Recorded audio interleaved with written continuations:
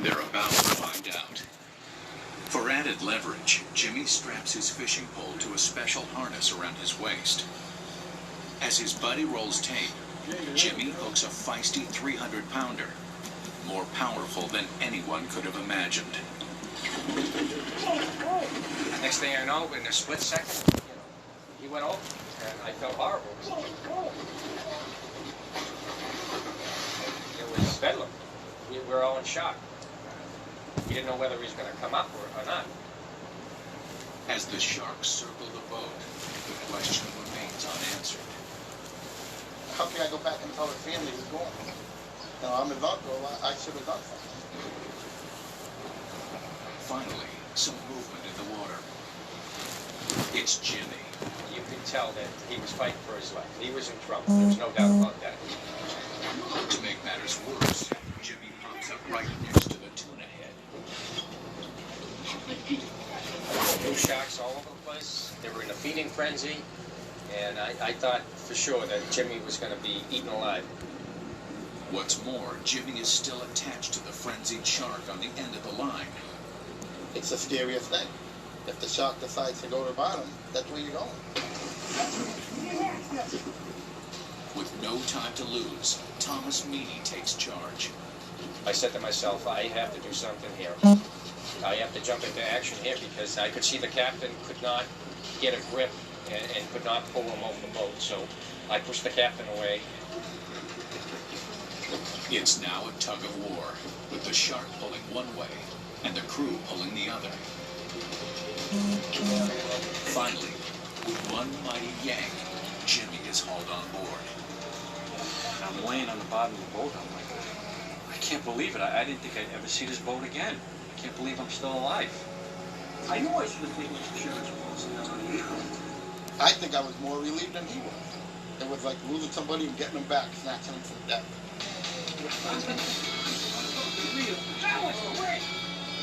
But Jimmy isn't through. Incredibly, he resumes pulling in the shark that almost killed him. And after he reels it in, he decides to let it go. He threw me back once, now I threw him back, so we're reeling. But was Jimmy D'Ambra's life truly in jeopardy? Experts aren't so sure.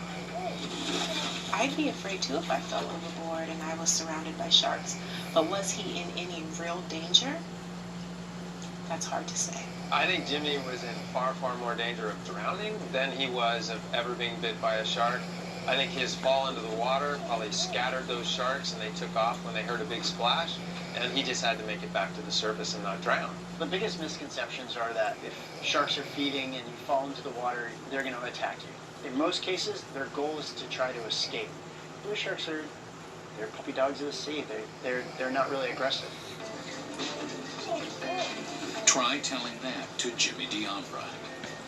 It still amazes me how I was in the water while they were feeding and I didn't get bit.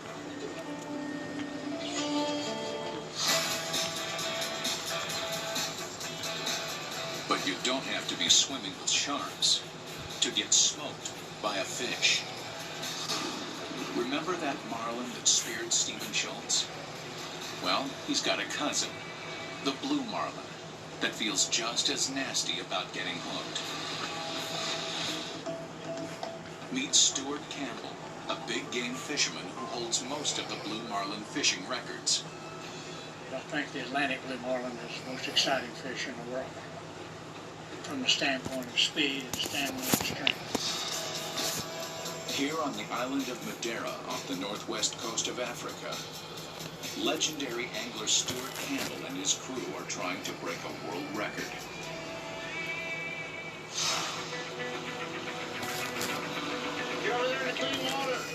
Within hours of setting off, Stuart hooks a monstrous blue marlin.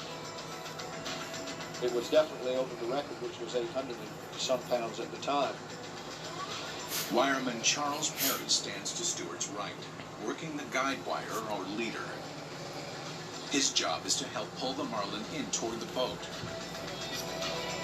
3 cameras are positioned to record the action. We felt real comfortable about capturing the fish. We felt like we had a good chance. But But after battling the powerful billfish for more than an hour, world-class angler Stuart Campbell makes a world-class mistake. He took his eye off of me for 1 second, and I dumped the leader behind me. The swivel wrapped around the top 3 guides.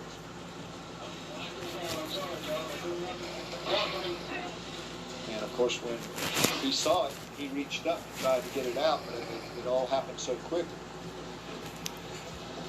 Stuart now takes the full force of the giant marlin. Something had to give, and it was Stuart out of the chair. When he went over, it was a total shock to me, and he disappeared completely underwater. When we slow down the footage, we see Stuart's desperate efforts to unwrap the wire. When that fails, he lowers his rod in hopes the fish might pull the wire off. But it's wishful thinking. As Stuart is pulled overboard, he reaches out with his left hand, dislocating his little finger. The reel then comes up and cracks him in the face, splitting his lip. But Stuart's problems are just beginning. He's still connected to the line, and marlins have been known to dive down hundreds of feet. The boat is also in full reverse and in danger of running Stuart over. Actually, the thing that saved me as much as anything is the fish was large enough. So as soon as I went over the side, he was going sideways. He was not going directly in the line of the boat. So that pulled me out of the boat. And when the line snaps, Stuart resurfaces. When he popped up, he was blood coming everywhere. And I said, "Stuart, give me your hand." And he said, I'm okay. And every time he'd say, "I'm okay," I could see blood come out of his mouth. And I thought, "You're not okay, Stuart." I said, "You're not okay. Give me your hand." Fortunately, Stuart is okay. 8 stitches to the lip, a splint to his dislocated finger, and he's back fishing the next day. A bit battered, but determined to continue his quest. That was the fish of his dreams. And for a man who's invested that much time, money, and effort into just having the one chance with that fish, it was a very unfortunate finale.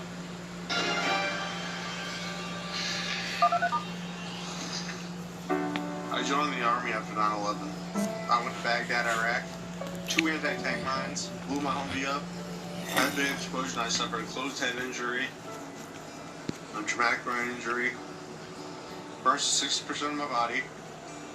Now is the time for healing and recovery. But many of these wounded service members can't do it alone. They need your help, and they need Wounded Warrior Project. When the doctors told me I reached my plateau, I didn't want to hear that. Because I don't believe I have a plateau. So I had to prove them wrong, which I'm doing to this day. At Wounded Warrior Project, we provide free, life-changing programs and services to injured veterans, their caregivers, and family members.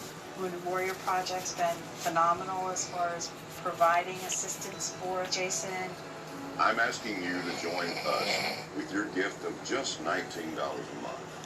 Wounded Warrior Project brings wounded service members together.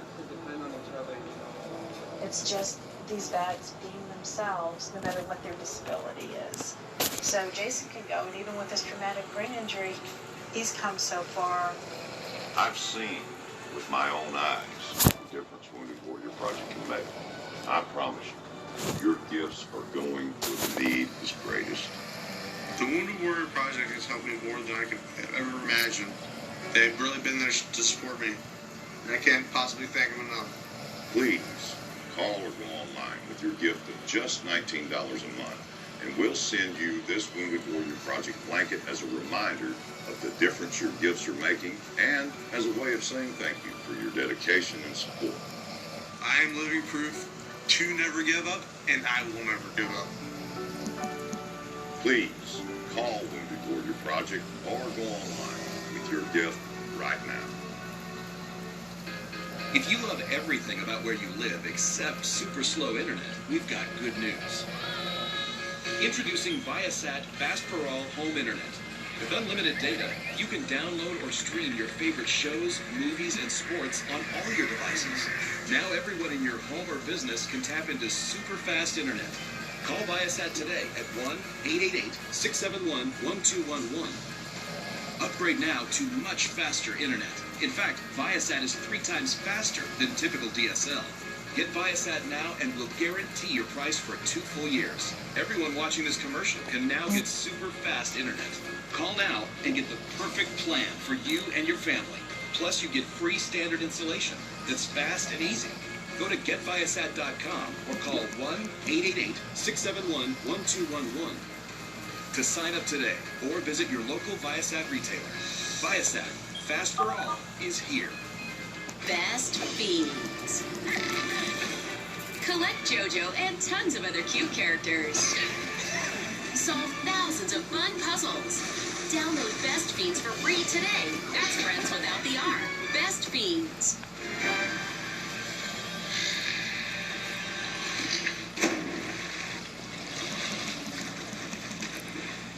They lurk in the murky depths of America's lakes, rivers, and swamps. Vicious predators poised to strike anything that dares enter their domain. And in some circles, there's a slew of willing candidates. Oh yeah, yeah! I've heard that. Welcome to the treacherous world of noodling, also known as hand fishing, grappling, and catfisting, where success is measured in simply keeping all of your digits. Y'all still got all 10 fingers? I plan on having all 10 fingers. The ultimate prize in this high-risk, high-stakes sport is flathead catfish, caught and consumed by the noodlers and their families. These whiskered mud dwellers can each weigh in at more than 60 pounds. And catching them requires nerves of steel and thick skin. We enjoy getting bit by fish, and there's something about getting bit by a catfish that gets in your blood. These fish are aggressive. When you get close to a silver cat's hole, 85% of the time he's going to come out and try to eat you. Once you get over that fear and you realize that it's just going to be a fish that's going to bite you, then it's really quite simple. No rod, no reel, no problem. Noodling is an ancient practice that dates back to Native Americans. Here's how it works. During spawning season, in the spring and summer months, you'll find male catfish protecting their nests, dug out holes or cavities where the female has deposited her eggs. The noodler's job is to find the hole and then get the fish to strike. There are a few different approaches that can be used to catch these fish. I'd say the most common one is that the noodler will go down to the opening of the cavity, reach into the cavity, grab the fish by the sides of the mouth, and pull it partway out, either loop a stringer through the mouth and out the opercular flap and secure it that way, or in some cases just hang on tight and essentially wrestle the fish out of the nesting cavity and bring it to the surface. There are obvious drawbacks to using your hand as bait. Just occasionally you get into that one fish that's just a bad boy, and he'll give you that shake of the head, that I ain't going, and when he does, it really will tear your hands up. It wouldn't be the first time, but one of the biggest dangers facing noodlers comes not from the catfish, but the animals you wouldn't expect. We were down on Scooter's place on Main Cache, and he had an encounter with a beaver. Wasn't a beaver? You're kidding. Oh, hell. Had an inch-long gash here where his front teeth went in, and the bone's the only thing that kept it just from making a clean hole all the way through. As if beavers and biting fish weren't enough, noodlers must also contend with snakes, snapping turtles, and treacherous rocks. There are stories of individuals actually getting stuck trying to get up into cavities, trying to extract or catch these fish and drowning. It's kind of like you play with fire, sooner or later you're going to get burned. For noodlers like the Bivens boys, the highlight of the season is the annual Okie Noodling Tournament, held each year in Pauls Valley, Oklahoma. Noodlers from all across the state compete to bring in the largest fish. We're checking every one of these little holes in hope that we're going to have a flathead rust just as hard as he can. Hit us as hard as he can. When he bites, we're going to hang on to him.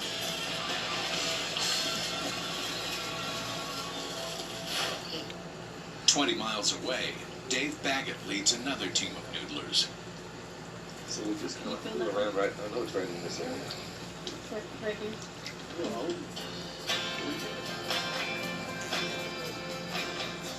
But after several hours of searching, they have yet to snag a fish. just keep going, keep checking and looking, and hopefully we'll find some somewhere. Finally, they corner a male and female protect the nest. Almost kept my toes in his mouth. But when they bring them up, they deem the fish too small to win the competition. Dave and his crew make an easy decision. Yeah, let him go and let him grow up.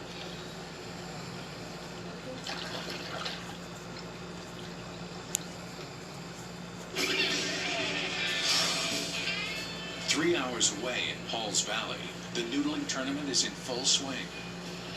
When Team Bivens arrives, they are greeted by a cheering throng. But this will not be their day. Other teams have landed fish that far outweigh the Bivens batch. Fish that will be eaten as a prize in the age-old struggle between man and fish.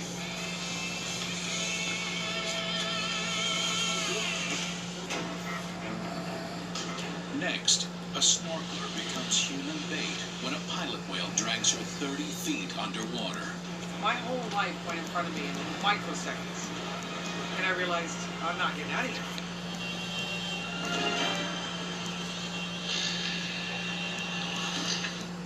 How do you see the world?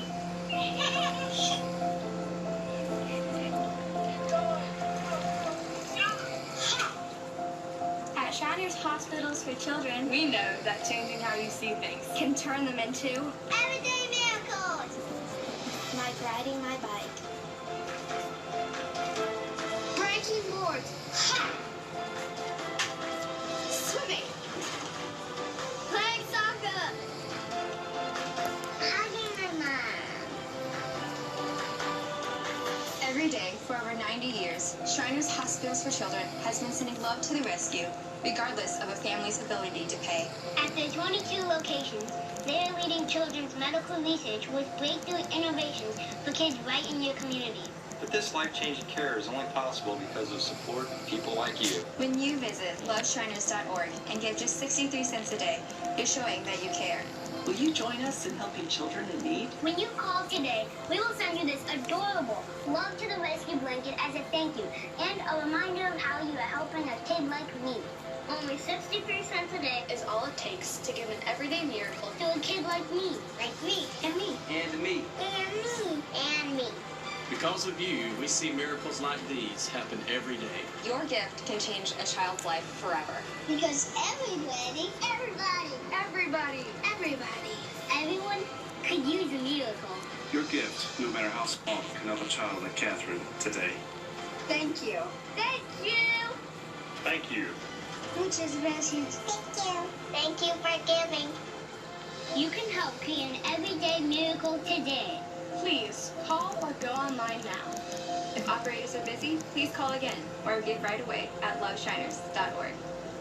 Your call says you care. Got an idea for an invention, but don't know what to do next? Call my friends at InventHelp. They've been helping inventors for 35 years. It's easy. With 65 offices, you can meet with an InventHelp representative near you who will keep your idea confidential and explain their invention process step by step. InventHelp has helped over 10,000 inventors get patents.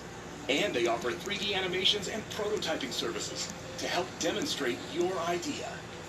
InventHelp's exclusive databank includes over 9,000 companies who have agreed to confidentially review new ideas, like yours.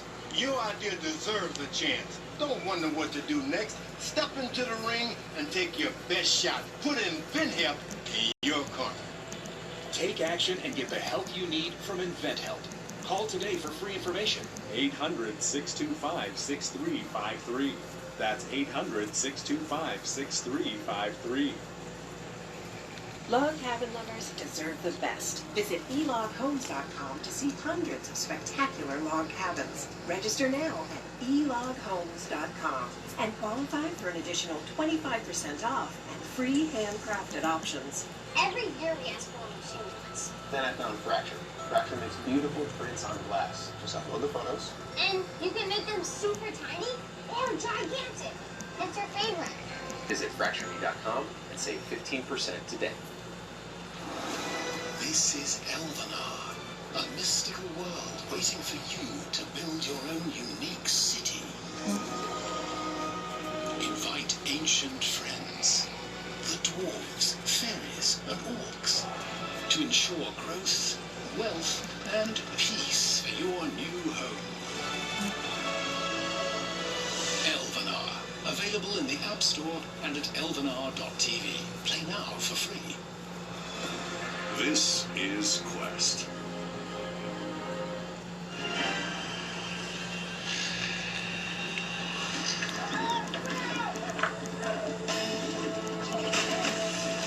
We've seen what happens when good fish go bad. But what happens when you mess with the wrong mammal? It's Mother's Day. Underwater cameraman Lee Templey and deep-sea diver Lisa Costello are in Lee's boat off Kona, Hawaii, looking for excitement. We saw this splashing way out in the distance, and so we headed out toward the splashing. Incredible. What a day. And it turned out it was a group of pilot whales. Pilot whales are actually members of the dolphin family. These behemoths can weigh up to 5,000 pounds. But nothing about the whale's behavior seemed threatening to Lisa and Lee.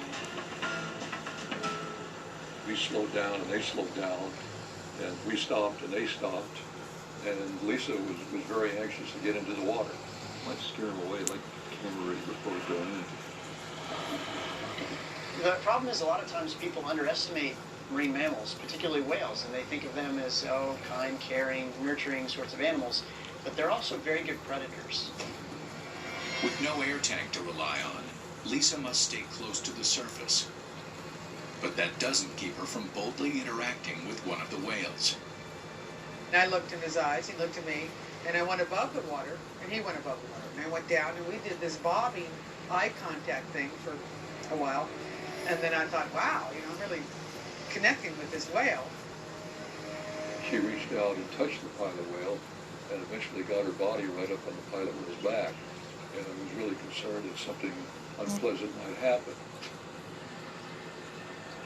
At first, Lee's concerns seem unfounded. But suddenly, the whale lunges forward. The pilot whale charged Lisa and grabbed her by the thigh and spun her around. But then the pilot whale let go of her, and then I thought, well, everything's going to be okay again. It wasn't a big bite. It didn't hurt. I didn't feel like he was going to attack me. If I felt that there was aggression, I would have gotten in the boat and left. But then, something far more threatening. He came around and grabbed my right ankle and started diving down. Within seconds, Lisa is more than 30 feet underwater. Yeah, this was really very frightening. As far as I know, this is the first and only time that anything like this has ever happened. There was really nothing I could do. Pilot whales can stay underwater for up to half an hour. Lisa's lungs are good for about a minute. I thought about all the things in my life. I was a single parent. I had a 15-year-old son. What's going to happen to him? It's Mother's Day. Will there be a body?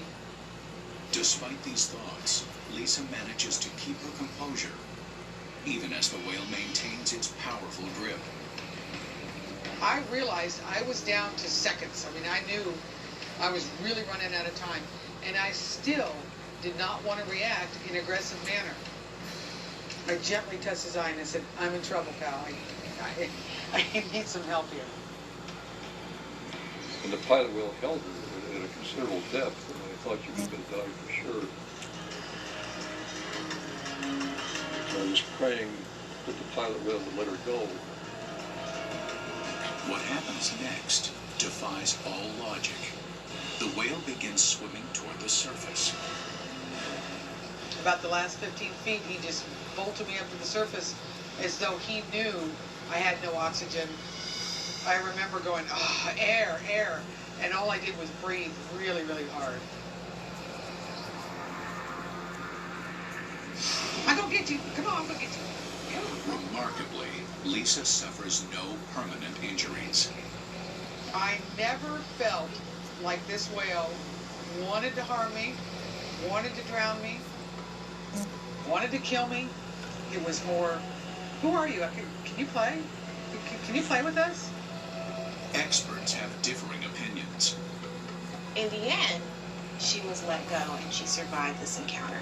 That fact in itself suggests to me that this was not an aggressive attack. In my opinion, this was a minor attack. I didn't notice any play behavior in her interaction with the whale or the whale's interaction with her.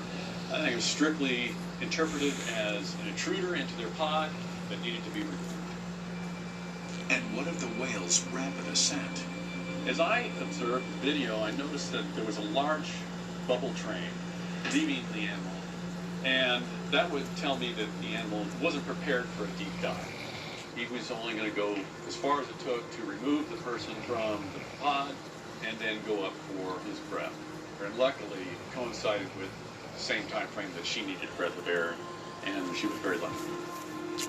Interactions with humans are so rare that we're a novelty.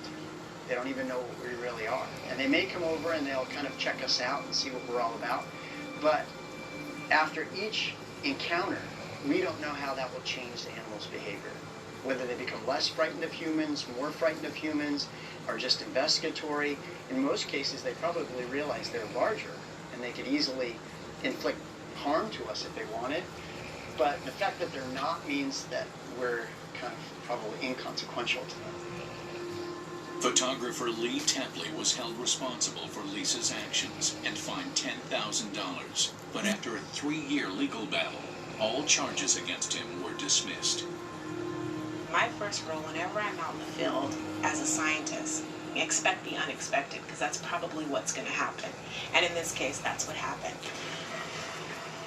While we may never fully understand the motives of sea creatures who attack, it's in our best interests to take caution every time we step foot in the water. Human beings, we're so used to being in control of our situation. We need to realize when we're in the ocean, we're really not in control. You know your place and you act accordingly and you act responsibly. It's the same with diving, it's the same with fishing. And don't get yourself into a bad situation. We know more about space than we do about the oceans and about the animals that live in it. And while we're starting to learn a lot more about those animals, we still don't know nearly enough about their behavior. And as more people use the ocean, which is great, we have to be even more careful about the animals that live there. Hold on to your fishing pole. Coming up next on Quest with Fish Attack. A relaxing day on the water.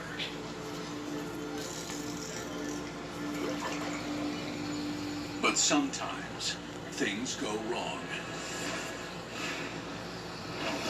The blood's just coming out. How much blood does a person have in their body? True stories. I could feel its teeth rake up the back of my head and go through my hair. Up close and in your face. I just saw this massive black whale coming up. Caught on tape. You could hear the audible smack of the fish's bill stabbing into Pete.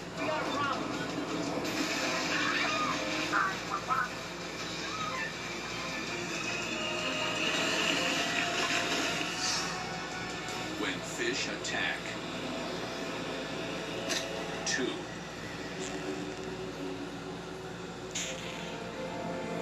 Tropical waters swirl around the archipelago known as the Florida Keys. renowned for its beauty, tranquility, and solitude. But dangers lurk beneath these peaceful waters, and if the fates turn against you, life can hang in the balance. Just ask Michael Hinojosa. For him and his girlfriend Carrie Larson, the Keys used to be a place to kayak peacefully and relax. Kayaking is definitely my favorite activity. I love the serenity of it. We could kayak all day long. We bring food, drinks. We were totally prepared. They stayed mostly in very shallow areas, sometimes in water just a foot deep. But on October 16, 2010, they saw something new on the water, a jumping fish. Because of how shiny silver it was, it reminded me of a barracuda. It was really moving in one general direction, basically towards us as it jumped out of the water.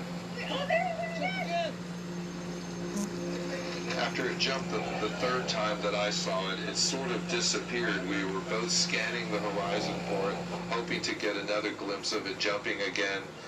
And the next thing I know, there was a huge explosion on my left. That fish must have hit her so hard. The only thing I could compare it to is like a car wreck if someone were walking across a highway and suddenly were hit by the car. As soon as she popped up, I saw the hole in her rib cage. I could see rib bone popping out on both sides. I could see that there was chunks of rib missing. I could see the lung popping out of her chest. I don't know anything about CPR, but I know when you have severe bleeding, you apply direct pressure. Jumping out of the water, the fish's snout had actually punched a hole in Carrie's back, breaking 2 ribs and puncturing her lung. As she gasped for air, her left lung would push out of this gaping hole. With Carrie in mortal danger, Mike knew he needed to get help immediately. We're in water too shallow for boats. There were no homes around. No one could see us. We could see no one. Mike dialed 911. What follows is the actual call. It's 9, Omlet location. Yes, I've got an emergency. I'm in a kayak. A barracuda fish just jumped into the boat and hit my girlfriend is bleeding. We are at East Coast Guard. I am north of Big Pine Key. Okay, so I need to know where you're going to come into. I'm not. I need you to come to me. I'm in a kayak. With my left hand holding her side, keeping her lung from popping out, keeping her from bleeding to death, there was no way I was going to be able to paddle with one hand. Okay, stay on the line. I'm going to transfer you to Coast Guard, okay? I'm going to remain on the line. Yes, I got an emergency Pine Channel just north of Big Pine. North of Big Pine? In Pine Channel between Cutco and Big Pine. Cutco? Cutco, just north of Big Pine. It was obvious the person I was talking to didn't know the waters well enough to find me. There are literally hundreds, if not thousands, of islands that surround the Florida Keys. The Coast Guard was searching near Cudjoe Key, but Carrie and Michael were near Cutco Key, north of Big Pine Key. The Coast Guard assured Mike that help would arrive in 20 minutes. 20 minutes felt like 2 hours.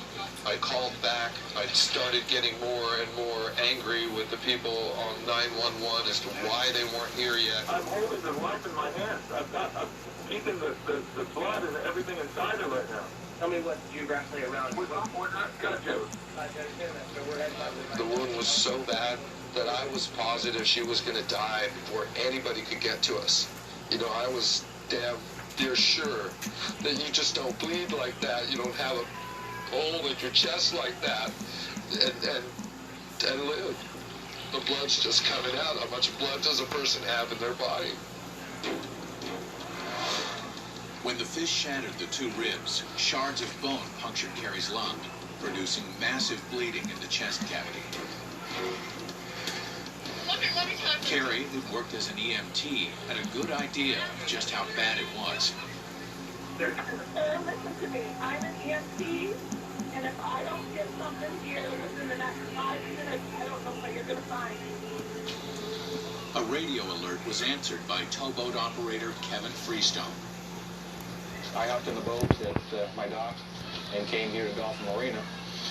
At that point, the paramedic, Randy Garcia, jumped in the boat with us and headed out to see if we could find and locate the kayakers.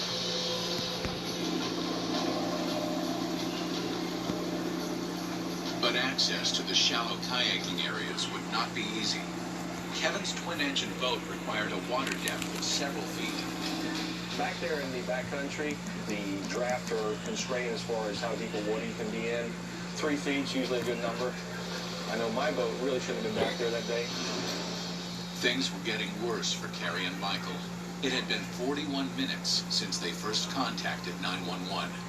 Time was completely running out on us. We were near sunset. We were going to run out of daylight. While we're going north, the Coast Guard did come back. I guess they got into the cell phone triangulation, and it gives a general GPS location, which kind of gave me about the same feeling as where I thought they may be. But Kevin worried that his boat might get stuck in the shallow water.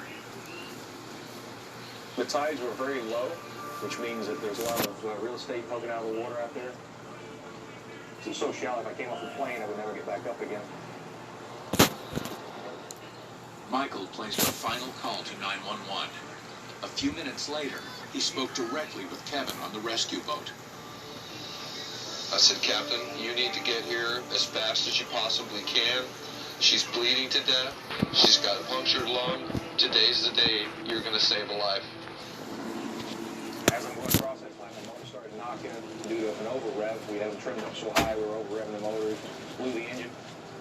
But kept it going because if we'd have felt, dropped down off the plane, we'd have been in the muck and we'd never got there.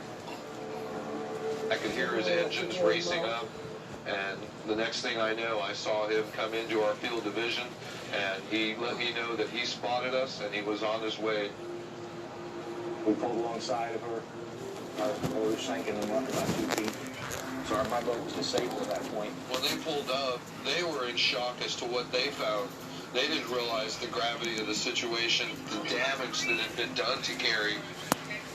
With the towboat mired in the weeds, they still had to get Carrie back to shore. Kevin radioed for a flat-bottom boat to help in the rescue. Within 3-4 minutes, we could see the Carolina skiff coming up to us. As soon as they had her stabilized, Kevin took off, full throttle. The return trip added another 20 minutes to Carrie's desperate situation.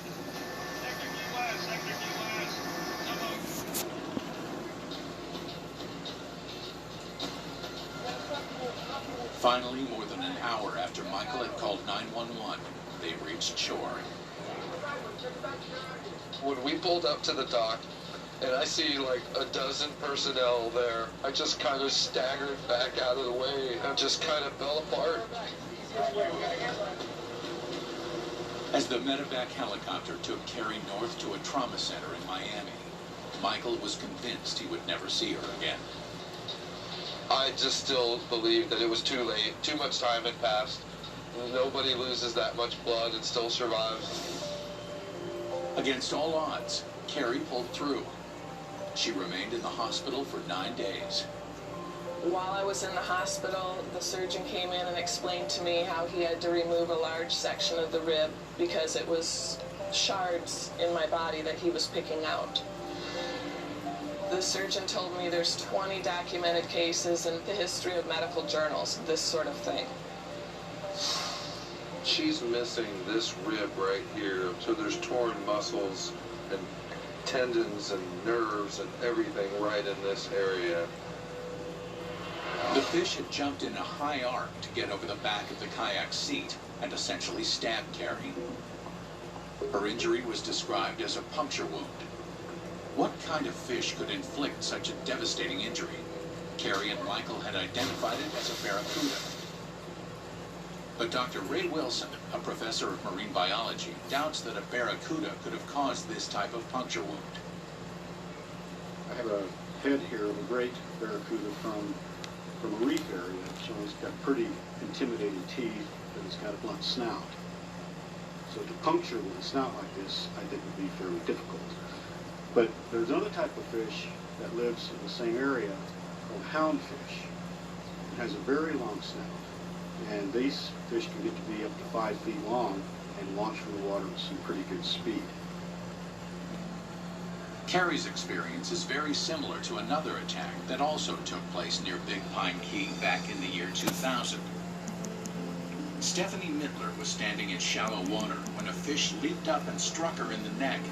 She required 27 stitches. A bony bill broke off in the wound, later identified as part of a houndfish. I mean, it could be mistaken for a barracuda if you didn't get a good look, because it's long and slender, big fish, fins toward the back, the way a barracuda has.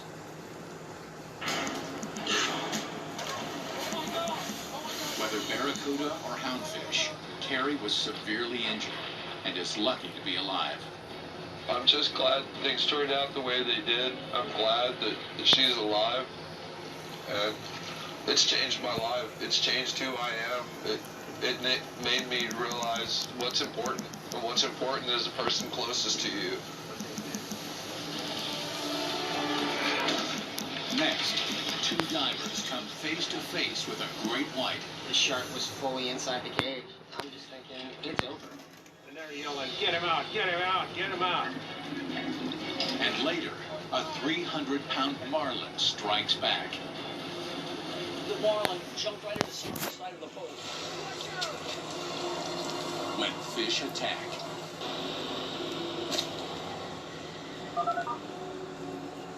Guys, how do you measure up? How would your wife or girlfriend answer that question? When it comes to your performance in the bedroom, not making it to the end zone is a big deal. With Score from Force Factor, it's easy to take it all the way. Small blue capsules to rev your libido and improve performance. Score starts working as soon as you take it and lasts a long time. And now, every man in America can claim a complimentary bottle. Available today without a prescription. Just text LOAD to 696969.